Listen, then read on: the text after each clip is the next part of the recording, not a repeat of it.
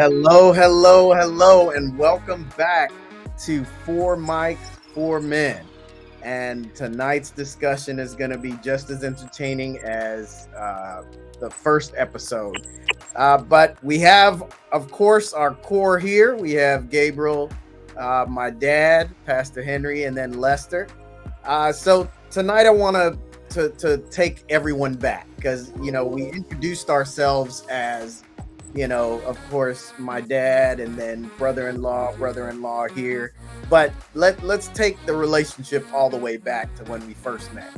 And I'll kind of start. So Lester has known me for more than half of my life.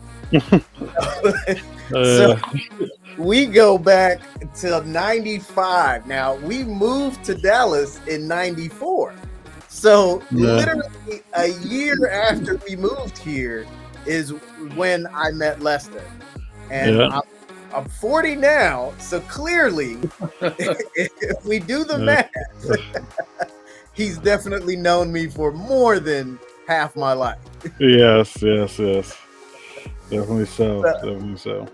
And Gabriel, we met back in 2007. And again, for everyone who's going to be, joining our podcast and watching our interaction, everyone has to know that, first of all, I said brother-in-law so that people could understand what the relationship is. However, I don't believe in brother-in-laws. So we have brothers, and that's kind of how we've acted from the beginning. And that's why we're able to speak so comfortably now. So Gabriel, we met back in 2007, and we had our journey to where we are right now. And we'll dig into that. Of course, Dad, my journey definitely starts with you. That's right. That's right. So we have a lot of history, which allows us to have the kind of conversations that we have and to have the chemistry that we have within this group. So before we jump into tonight's topic, anything else that you guys want to add about our meeting and how far our relationships go back? I mean, I would say that, just almost an automatic connection, I believe I met Dad first. Always, very, very, very friendly. I mean, automatically, quite an open door, And then I met you, CJ, at the house, and we also had that connection, And then Lester also, another. It fits well, I think we fit well, even though we didn't know each other. We met as adults, but we fit quite well. And I think that's what was good about how we connected that way almost immediately. Yeah, absolutely. Yes, when of course, as CJ said, he's my son, so I've known him from the beginning, of course. All my life. That's right. And of course, Gabriel, when he came to the conference in Dallas in 2007, was thereabout. Then, and I think at that time he was somewhat connected with my daughter. Lorraine. So there was so we got but he really impressed me, impressed my wife, and so on, and turned out to be a very fine young man. And of course, with Lester used to come to the conference office to audit, and got to meet him that way. And of course, my wife looked and saw something in him. Yeah,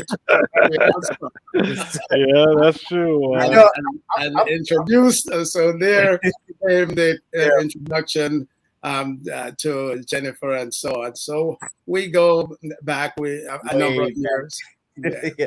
So the last thing I'm going to say about this on Lester before we move forward, because I think this is a good story for me because it was pivotal. So I told Lester this back in the day when I was in elementary. Knowing an older person at that point in time, it was just like some status. It's like, yeah, I know him. He's coming into this to audit Burton or to work with Burton, and I know him. And I'm like, "What's up, Lester? What's going on?" And I felt good knowing that I knew Lester coming to this place. So I often reflect on that. Well, I'll admit something. So like when you see in the movies when the older person comes in a high school and the high school students are like throwing spitballs at the person, and you're square, whatever. So I felt comfortable when CJ did that. I was like, yeah, I know a young person too, so don't be messing with me. So I appreciate that he yelled out my name. I was like, okay, that's cool. Yes, instead of coming in and people looking at you like, oh, what a square, man. That's crazy, whatever. So I appreciate that, CJ. It was reciprocated. I appreciate that. See, new discoveries. I didn't even know that. All right, so let's jump into tonight because we left, and I'm gonna give the audience just a hint or a little something to whet the appetite. So my dad dropped a bomb on us on the way out after we finished recording, and so we're not going to talk about that in this episode. But for episode 3, you must wait and watch episode 3 because the bomb that my dad dropped will definitely interest you. But for tonight, I want to get back to the dynamics. We were talking about our relationship with the parents, and Lester, I know you heard about how your parents split when you were younger, and kind of how the relationship took a turn, and there was some type of division or some type of space that was created by that. And Gabe, yours was much later on in life. So I kind of want to, ask both of you, how did that work for you? How did you feel like you related to each one of your parents? And did you feel like you were lost in that division? You want to go first, Gabe, or me? I mean, for me, I think, we were a really close knit family.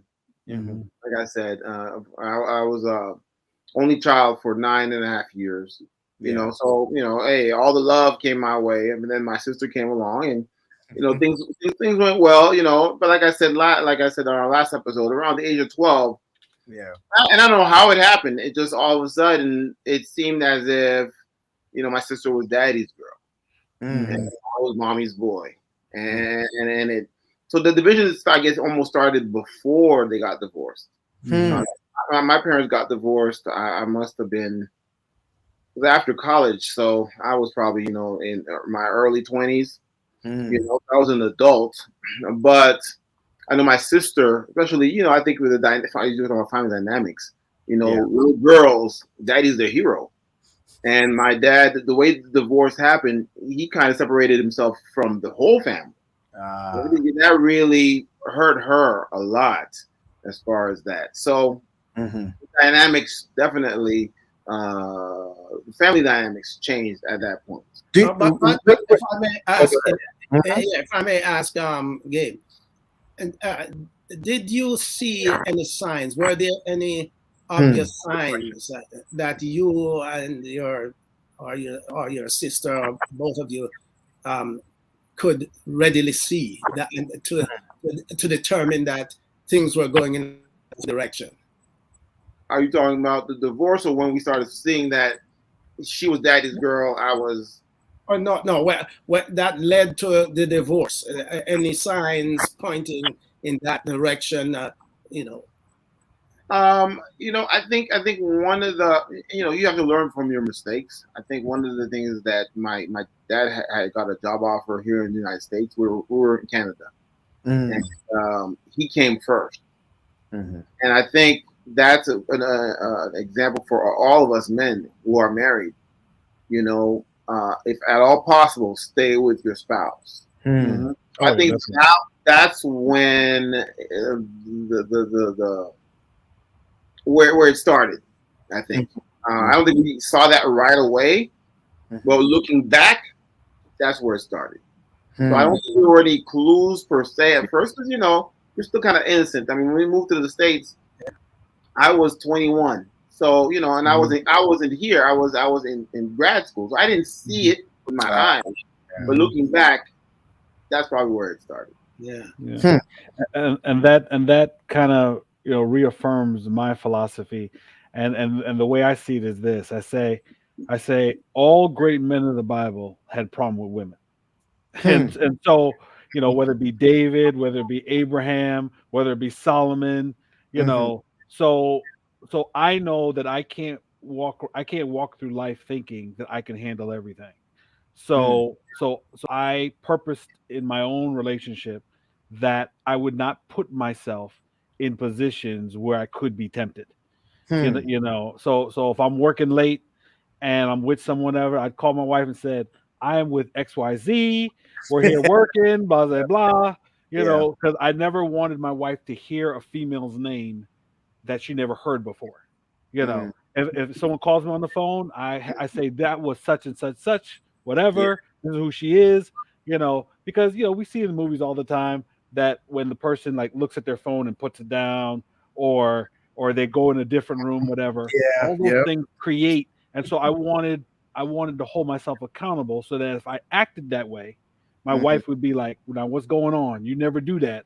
So what's going on? That type of thing. So I understand exactly what Gabriel's saying. So that's I don't know if you want to really expand on this kind of thing, but but that's very, very important that Lester just mentioned, because I recall working at a nursing home, and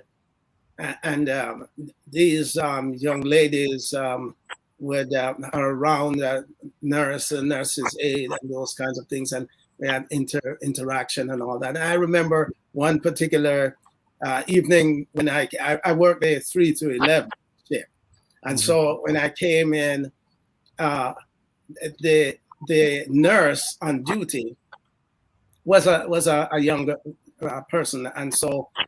But because of the relationship that we had with one another on that floor, she darted off and hid for me to come and find her. Mercy. Darted off. I didn't see. So I actually I went around, because you know we all had a good relationship. So the others saw and was expecting me to find her. So I went around and I looked under the desk, because the desk was high enough for her to get under there, and of course. You know, she was in a compromising position, so I just kind of left. So my point is, and I was married, of course. There was another young lady, and she was of a different persuasion. And anyway, we in the room that I would have my my lunch. Say lunch really. She would come in. We talked, but apparently she thought that I had an ulterior motive, because years after, but she still, you know, we still had a very good, strong relationship. But years after, I saw her, and she told me that, oh, you know, I found God. I didn't know what you were up to at the time when you were, but you know, but she discovered that I wasn't, and there are other incidents and so on, but would have limited to I want to go, you know, into that. I kind of want to, you know, go back to the family dynamic, because I think what all of you just brought up is very important. And from my perspective, you know, growing up, I have always seen, you know, my dad operate in such a light where he didn't have to wear a ring. Everybody knew that my dad was married because the ring didn't make him married. The way he carried himself, the way he spoke, the way he, you know, would project, or, you know, just block straight, you know, block and tackle. the things that did not, represent what he stood for. And then on the flip side, I watched their dynamic, years later when I started thinking about it. And I was like, you know what? My mom didn't have to wear a ring either. And they were in different places, going to work or doing this store, all of this stuff going around, working out, all these things. Mm-hmm. And not once did either of them have to worry about the other, because they knew that they weren't going to compromise the relationship. That's Yeah, right. And so that was the example. I say all the time when some people say, "Oh, you're married, why don't you wear a ring?" I act married, so I don't need a piece of paper. I don't need something on my finger to let people know that I'm married. I act married, that type of thing. So a lot of times when I'm meeting someone for the first time, I'm nervous because I'm trying to say, how do I interject? How do I blurt out, that I'm married? My wife and I. Exactly, that type of thing. So That's but right. based upon that, and I don't know if we're going to go back to Yeah, my parents' go ahead. relationship, but Gabriel, I've heard stories because I think you wear a ring. So I've heard stories that sometimes it attracts more attention. So it's never happened to me. I've never worn one. So has that happened to you where, Yes, I would have do to say. do you have to close the door? Is anybody around? I would have to say yes. And I think it's just the world that we live in. I think sometimes you just kind of want what's forbidden. Yeah, Gotcha. And it's interesting because I'm like, especially early on, I think it's just the way early on in the marriage. Yeah. You start getting people get more attention to you. You're like, wait a minute, I didn't even get as much attention when I was single. Yes, yeah.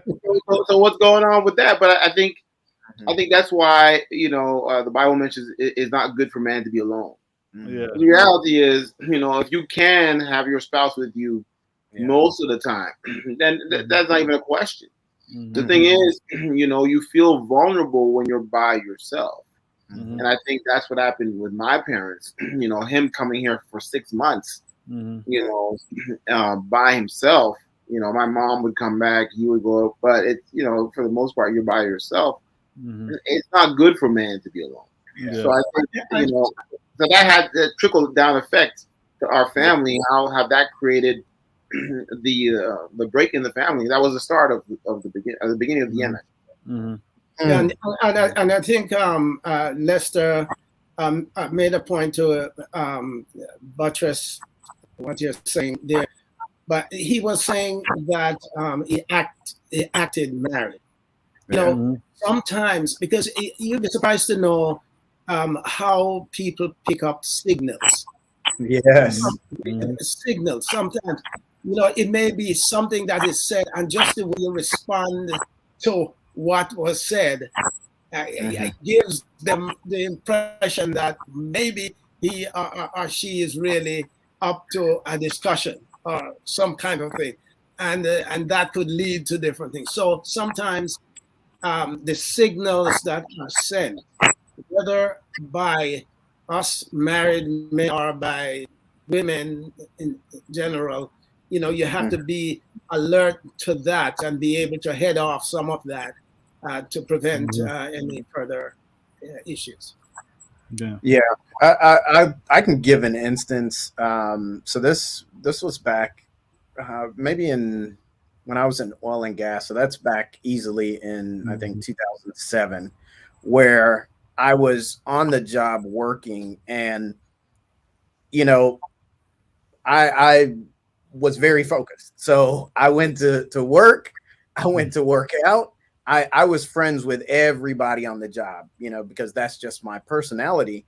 But one of the times an individual did cross the line in terms of not cross the line physically in a way, but just, saying something that I wasn't comfortable with and that I felt was inappropriate. And so what I said to the individual was, hey, that's not what this is all about right here. We're all hanging together. We're all a group. I'm married, happily married, and my wife will be here. I'm bringing her here more often, just in order to drive that point home. And I think that's when I started to involve home with work. So like the work events, Mm-hmm. Things that may have happened. I mean, of course, now COVID is different and difficult the way, we would have done it then. But Mm-hmm. I think it's important for the workplace to see Mm-hmm. that there is a spouse, because Mm-hmm. when there's a seeing that there is a spouse, then there's an understanding of, hey, Right. back off. Mm-hmm. Yes. Mm-hmm. And I think also that you have to make a decision on how you want your relationship to look like, Mm, or yeah, how you want to manage your relationship. So for example, is I never want to get comfortable being without my wife. yeah, I want to feel yeah, strange when she's yeah. not around. I've Hmm. I've looked at people. I've looked at people in the church. I've looked at people, and whatever the family dynamic is, they eventually get to a point where they're comfortable being without. And that's kind of like, when I talked about how my parents, how it started to grow, is that when we went to church, we always went to church in the same car together. Mm, But then, whatever dynamics was going on, there's, oh, I'll catch up with you, whatever. So then they started getting used to driving two separate cars, hmm. and so my mom would always come later, Yeah, and then that moved on to, okay, now I'm just going to start going to a different church. I don't like this church, I'm going to a different church, and mm, then lo and behold, now they're not together anymore.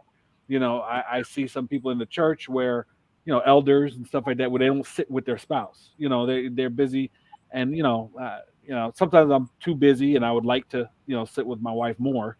um but even though you're doing God's work, you know, you still got to make sure you prefer your spouse and not get comfortable with being without them. That time, because that begins the process. For me, that begins the process, and that's where I say, you know, my dad may have made a mistake there by letting it become acceptable to do mm, that. Not saying that my mom didn't have fault too, but I said, well, I'm not going to do that. No mm, matter if we're arguing, no matter what, I'm going to make sure that we never get used to driving separate cars, going together, whatever, that mm. type of thing. So, Do you think that, I think you brought up an interesting scenario there. The point about that beginning this separation, first mentally, then physically, as it relates to space. Do you feel that you started to relate to them differently when that space started to appear? Did you feel, drawn to one side versus the other, not necessarily from a, fault perspective, but just trying to relate? no, I think that was more dictated by my the way my j- oh, so remember I mentioned that my dad pretty much did most of my raising. Yes. Yeah.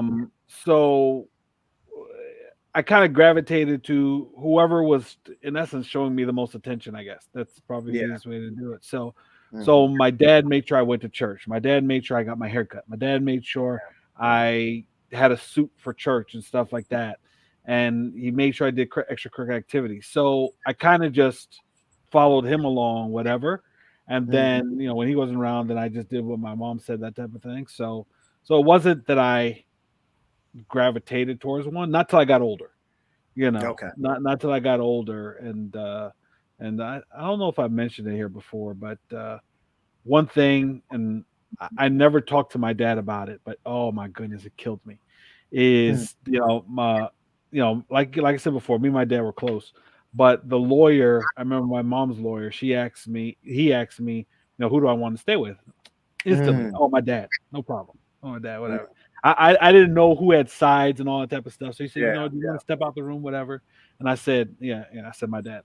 And then the judge, for whatever reason, had my dad move out the house.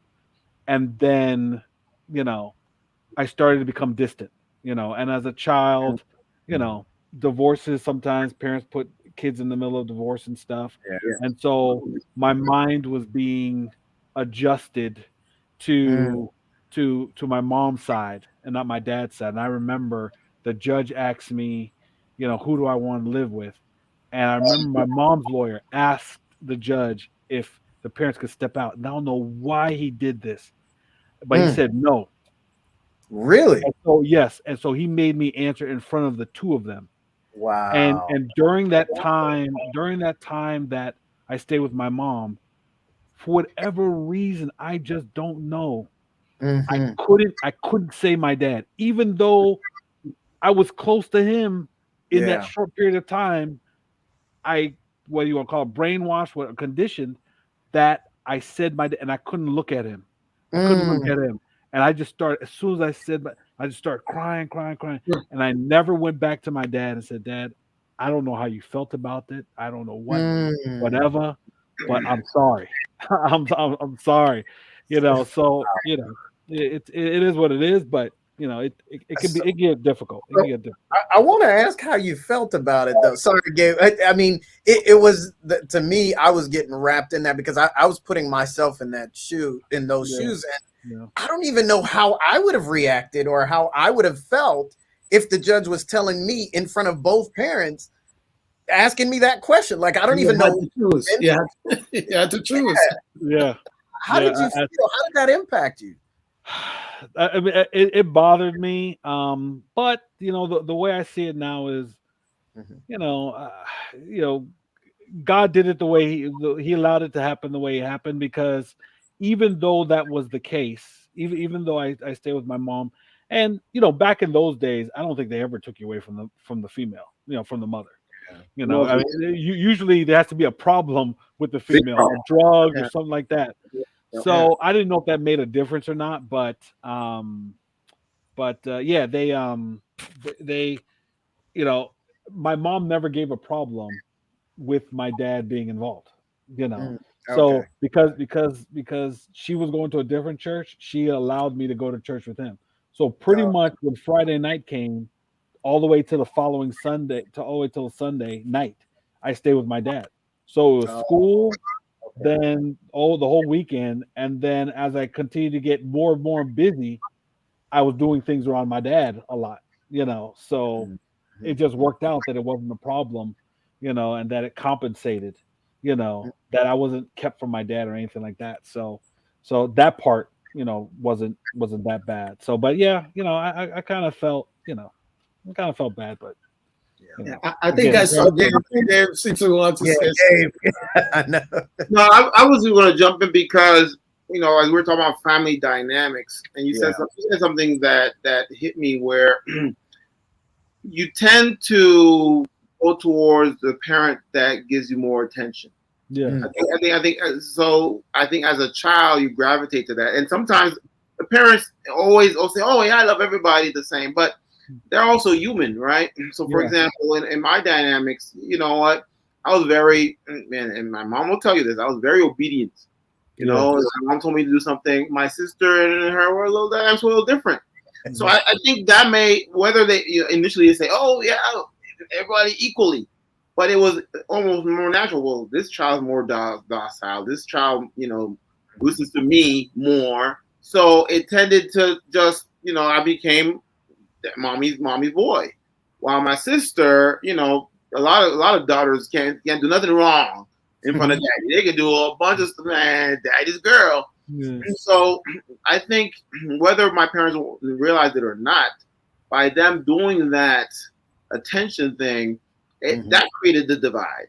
So Mhm. now me as a man with two children, two different personalities, totally different personalities, Mm. I am being intentional no matter what.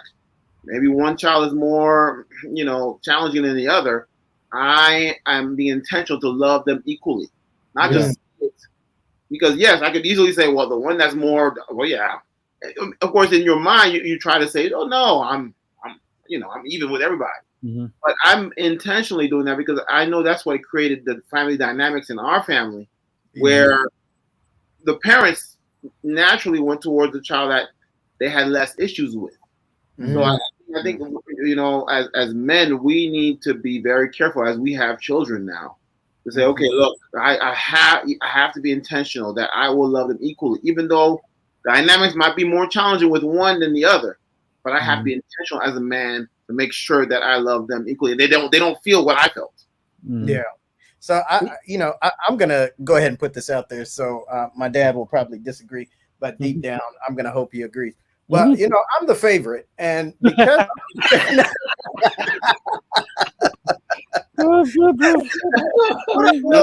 that's a big dispute that's been going on between him and his son. Because my sisters are not here to dispute that, I'll just go ahead and say that he wanted a son, and he kind of messed up 2 times and then got to me. But all I'm saying is no. I love my sisters. But one thing I'll say with the family dynamics with us is, and we're gonna get to parenting styles in another one, because this is what I'm about to say now will open up a whole can.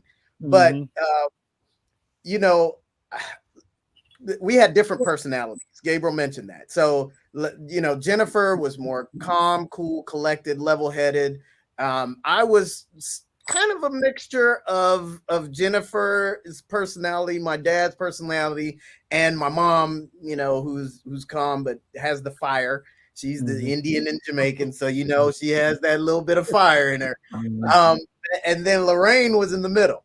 Now, for some odd reason, when you talk about parenting styles, or when you're talking about family dynamic, and you're talking about how you show love to your kids, Jennifer and I felt like it was a race to see who could get the most, spankings. And because of the natural competitor that I am, I excelled overnight. I felt like I should have that title of the one who gets. But the area that I want to talk about with that is one thing that has never left my mind is, before I would get a spanking, my dad would call me to him and sit me down and say, "Son, I love you. Here's why there are consequences to your actions." And he would say that this, basically let me know that this has nothing to do with loving you. Yeah, I love you, and this hurts me. And when you would say this hurts me, then more than it hurts you, I'm the one that's getting hit. But later, I started to understand the fact that he wanted to make sure that I felt loved. And even after the spanking, he would sit me down and say, "You know what, son, I love you, and it's because I love you why I have to do this." And that stuck out to me, because when we look at the family dynamic, even through discipline, he wanted to make sure that we understood that he loved us, unconditionally. Didn't matter what we did. He wanted us to know that he loved us. So when we speak to the dynamics of how the parents are treating, and kind of going into the parenting styles, we have an episode on that. But I wanted to share that because each one of our family dynamics was different, as we heard tonight. And if I may say this, and this you may want to throw in for another segment dealing in this area, but sometimes the husbands don't pick up the clues that the wives are given. Oh, that's a whole episode. Sometimes we don't pick up the clues that they're given. It may be a simple thing. I'm going to see my friend over there. He's having some issue. But I went there before. Also, you have to go tonight. Now I could say it's very important, so I have to go tonight. Or I could pick up the that she really doesn't want me to go tonight. That's why she's saying it. Yeah. So, but we can get into a lot of Oh man, that's a whole episode on, not just picking up the cues, but understanding when no means yes. Yeah. Now, I think one thing that, going back to the question that you mentioned about how did it affect us, and I think Gabriel kind of mentioned it, but I just want to make it a little bit plain, is that it made me, and in Gabriel's case, it made us sensitive to relationships. Going through that situation made us sensitive to the relationship. So for me, pretty much, I guess, yeah, pretty much when I got to college, I made a decision that I was not going to get divorced. Period. It just wasn't going to happen. Even a little bit before college. And so somehow I asked the Lord to teach me everything there was, or everything I could learn about relationships, about marriage, whatever. So some people might think I'm crazy, but when I was in college, I went to relationship seminars without even having a girlfriend, because I wanted to know what was going on, how I could know, to prevent things. I remember there was one time when I was in school, and I used to have a group of girls that, it's not that they were ghetto, but they acted ghetto. Right. So we used to call them the ghetto girls, that type of thing. And they were always, high and mighty. I'm not gonna do this, I'm not gonna do that, blah blah blah. I'm not gonna let no man do such and such, whatever. And I don't know how I came up with this. This is a smooth move, but I said, if you find the right man to treat you right, you would not have a problem letting him take the lead. I said that's what the problem is. I said the guys that you all are dating aren't the right ones, and that's why you feel that you have to be high and mighty and all the type of business, whatever. You just got to get the right one. That's all. That's all you got to do, and you won't have a problem with them taking the lead, blah blah blah, whatever. I don't know where that came from, but I've lived that life of understanding, Lester. If you're the best husband that you can be, everything else will fall into its place. And when you look at Paul, and correct me if I'm wrong if I'm Dr. Henry, look at Paul that was single. He has some of the most greatest texts about relationships. So that told me that I don't need to be married to understand about relationships. That as long as I, put my will in God's will, God can teach me all that I need to know about relationships. And so because of all that is what I decided, that I'm not gonna get divorced. So I'm trying to learn, trying to understand, learn about all these different scenarios and all that type of stuff, whatever. And so that's how that affected me, with my parents, is that I decided I'm going to do everything to not get divorced. And so I need to learn all the tricks of the trade, everything possible. I have a question, and I have a question and I guess it goes to both Gabe and you, Lester. I having gone through the divorce situation, having been a part of that in the mix, what did you observe of your parents after the divorce? Even at the point of divorce and then after, was there an amicable agreement? Did they communicate with each other afterwards? Did it look like it was still there was still a friendship, or there was an animosity or whatever? What was the situation? Well, at least for me, I would say, yes, there was animosity, and I think what I learned from that is about being honest. As men, whether it'll lead to a fight or whatever, you just need to be honest. And I think at the end, when there wasn't honesty, that created animosity moving forward. Some people will get divorced, it's amicable, and the parents are still good friends, and they go out to dinner, and I'm like, that's crazy. That's to me. Yeah, exactly. But I think that's a civil divorce where things didn't work out, but there was still honesty, One person came to the other and said, "Look, this is not working out, whatever," and it was amicable. And I think that's the only way you can actually have quote unquote a friendship after divorce.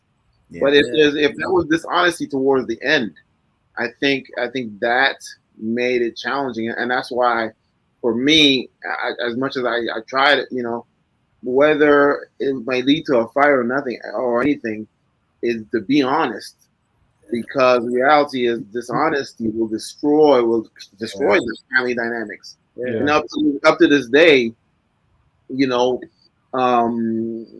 family vacations or whatever, you'll see one parent there, the other parent doesn't want to be around, and that then bleeds over to my children. They would never see their grandparents together. All that from the beginning of it wasn't a civil divorce, it wasn't an amicable divorce because of dishonesty, and now it's down not only to me but to my children now. So now, and I think that's why the Bible mentions God hates divorce, because it can mess up. Not just you mess up your kids and your grandkids. Mercy.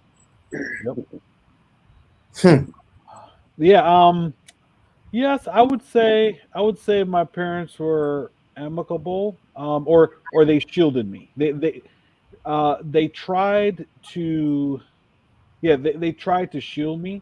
And that's why I go back to the Lord knew what He was doing. Is that for whatever reason, my mom did not make an issue of spending time. I've heard stories where one parent uses the child. Oh, the child needs diapers. You need to give me $200. I'm not gonna let you see him if you don't pay me. All that type of stuff. And so, for whatever reason, the judge did not require alimony or anything like that. It was just, separate, whatever. They just had to sell their house and divide it up.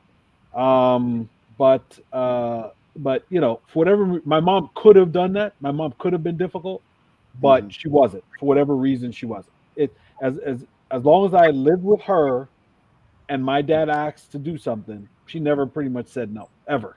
So it was not a problem. And believe it or not, the judge did not require visitation. Really? So, did not require visitation. So it could have been very difficult if my mom wanted to do that, but for whatever reason she didn't. And so I got to spend whatever time I needed to spend with my dad was not a problem. So I would say yes, it was amicable, but when I got older, they tried to explain each side. So my mom tried to say, well, what your dad did to me, blah blah blah. And I was like, yeah, mom, whatever. And then my dad, he tried to share with me whatever, and I'm trying not to put too much because I don't want people to say that I'm talking bad about my parents, but yeah. So and like I told one parent, I said, both my parents have passed, and I said, I don't need to know the bad stuff that they did anymore, because number one, they're not here any longer to tell me whether it's true or not. So right now, I just accept both made mistakes. Y'all did the best that you can, and that's all I need to know. I don't need to know anymore. That type of thing, because then you're going to be picking sides and you're going to love one more than the other, and I don't need to go into that. So, but it was amicable. I would say it was amicable. So. But there's one thing that you mentioned, Lester, about what you intend. Because I think the difference between you and me is that your parents got divorced when you were younger. Yeah. And as you got older, you were determined to find out as much as you could about having a good marriage. But I think for me, because it happened older, right? Once I look back at my own marriage right now, I say they don't teach you enough. Society as a whole doesn't teach you enough. Exactly. I think we see it on TV, the movies, like, oh, this is very romantic, oh, flowers, this is great, oh man. But they don't teach you bottom line. This is what marriage is. Yes, exactly. And it's easier to get married than to get a driver's license. Doesn't make sense. Yes, that will last you. It's supposed to last a lifetime. There should be a lot more clear-cut information. Look, this is what marriage is real like. What you see in the movies, forget it. In the romantic, forget it. Romantic music, forget it. This is what marriage is like, and I think as men, who we've all been married and are married, we need to when we see a young person thinking about marriage, say, look, man, let's have a conversation. Let's have a conversation about what marriage really is like. I think we need to pass that on to the next generation because it's not. I wouldn't say it's almost not fair to go into something like this blind because all you see is the movies, the books, the romance novels. And say, oh, my marriage should be like that. And if it's not, I picked the wrong person. Yeah, it's like that. It's not a better role. Movies. They never show you what happens after the wedding. It's like the wedding is the climax. Oh, they got married. They never show you part 2. Yeah. What happened? Yeah. Well, I'm glad you brought that up because I know CJ looked like he wanted to kind of cat this and all that, but just as a matter of to enhance discussion, maybe in a different segment, what you mentioned about premarital counseling and issues, things like that, but also for the married people, how to divorce proof your marriage, or how to, well, we can craft it in a different way, but the idea is how to protect your marriage so that you don't fall into some of the things that we have observed or experienced. Yeah, that sounds like a question in a way. Marriage, is this a rerun? And we'll get into that because my story takes some twists and turns, and it involves divorce from a different angle, and that's why I'm glad we set the tone with understanding divorce from the child and the family dynamic within the family there for you guys. And because I think as we get down towards manhood, and we get down towards the marriage aspect, and we start hearing kind of my experience surrounding divorce and remarrying, I think we'll be able to tie some of those experiences together and get a different perspective and connect with a different audience as well. But I mean, this has been great conversation. I thank you again so much for being transparent with us, and just allowing the audience to just continue to get to know us as individuals, understand our relationship and our dynamic, but at the same time, in sharing these experiences and sharing these kind of pains and trauma and hurts, to say that. I hope that our audience is connecting and able to receive, some hope and some kind of encouragement by each one of our stories that we're going to be sharing. So again, like I said, the 3rd episode you don't want to miss, because that's when we're going to start getting into the environmental aspect of our families and us as kids. And I tell you, man, the bomb my dad dropped, you don't want to miss it. Sure. So I'm looking forward to it. But in closing, again, thank you guys so much for another great episode. And audience, stay tuned. Episode 3 will drop, and when we record that and drop it, you won't be disappointed. And we'll have some special guests to talk about different aspects, especially when we get to trauma, sharing their experience and then bringing the discussion to the group so that we can, talk in greater detail about it. So again, thanks again. We appreciate it. All right, fellas. All right, love y'all. All right. Take care. Take care. Thank you.